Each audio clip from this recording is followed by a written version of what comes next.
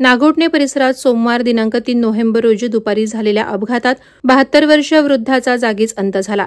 ही घटना नागोठणे कोळीवाड्याजवळील सलीम मटण दुकानासमोर घडली असून या अपघातामुळे परिसरात हळहळ व्यक्त होत आहे।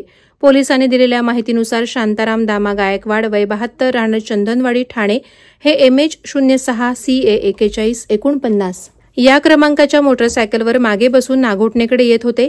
दरम्यान नागोठणेहून रिलायन्स चौकाच्या दिशेने जाणारी पाली पेण एसटी बस क्रमांक MH20 BL 3239 कोळीवाड्याजवळील सलीम मटण दुकानासमोर आली असता बस चालकानं मोटरसायकलच्या अगदी जवळून कट घेतल्यानं बाईकचं संतुलन बिघडलं आणि गायकवाड खाली पडले। या घटनेत त्यांच्या डोक्याला गंभीर दुखापत झाली। नागरिकांनी तात्काळ त्यांना नागोठणे प्राथमिक आरोग्य केंद्रात उपचारासाठी दाखल केलं, मात्र डॉक्टरांनी तपासणी अंती त्यांना मृत घोषित केलं। या अपघातामुळे परिसरात शोककळा पसरली असून स्थानिकांनी बस चालकाच्या निष्काळजीपणाबद्दल संताप व्यक्त केलाय। या घटनेची नोंद नागोठणे पोलीस ठाण्यात करण्यात आली असून सहाय्यक पोलीस निरीक्षक सचिन कुलकर्णी यांच्या मार्गदर्शनाखाली पोलीस हवालदार महेश रुईकर पुढील तपास करत आहेत। दरम्यान या मार्गावर एसटी बस चालकांकडून अनेकदा वेग आणि बेदरकार ड्रायव्हिंगबाबत स्थानिकांनी तक्रारी केल्यात। या घटनेनंतर पुन्हा एकदा प्रशासन आणि परिवहन विभागानं बस चालकांवर नियंत्रण ठेवण्याची मागणी नागरिकांकडून होत आहे। वादळवारा लाईव्हसाठी महेश पवार, नागोठणे।